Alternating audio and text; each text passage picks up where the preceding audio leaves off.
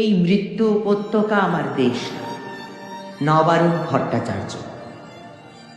যে পিতা সন্তানের লাশ শনাক্ত করতে ভয় পায়, আমি তাকে ঘৃণা করি। যে ভাই এখনো নির্লজ্জ স্বাভাবিক হয়ে আছে, আমি তাকে ঘৃণা করি।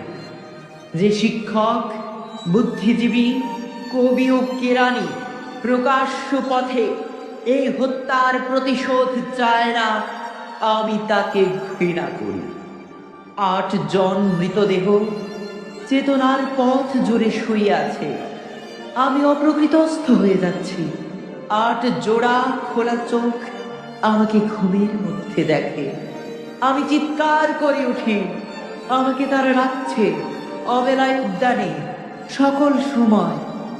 আমি উন্মাদ হয়ে যাব, আত্মহত্যা করব, যা ইচ্ছা তাই করব। কবিতা এখনই লেখার সময়, কবিতা এখনই লেখার সময়। ইস্তেহারে দেয়ালে পেন্সিলে নিজের রক্ত অশ্রুহার দিয়ে কোলাজ পদ্ধতিতে এখনই কবিতা লেখা যায়। তীব্রতম যন্ত্রণায় ছিন্ন ভিন্ন মুখে সন্ত্রাসের মুখোমুখি ভ্যানের হেডলাইটের ঝলসানো আলোয় স্থির দৃষ্টি রেখে এখনই কবিতা ছড়ে দেয়া যায়। ৩৮ ও আরো যা যা আছে হত্যাকারীর কাছে সব অস্বীকার করে এখনই কবিতা পড়া যায়।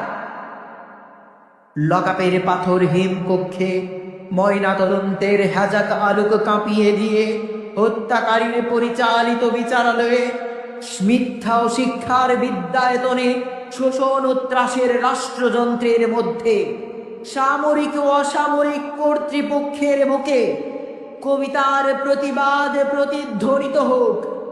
বাংলাদেশের কবিরাও লড়াকুর মতো প্রস্তুত থাকুক।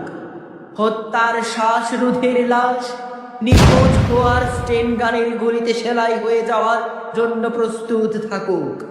তবু কবিতার গ্রামাঞ্চল দিয়ে কবিতার শহরকে ঘিরে ফেলবার একান্ত দরকার। এই মৃত্যু উপত্যকা আমার দেশ না। এই জল্লাদের উল্লাস মঞ্চ আমার দেশ না। এই বিস্তীর্ণ শ্মশান আমার দেশ না। এই রক্ত স্নাত কষাইখানা আমার দেশ না।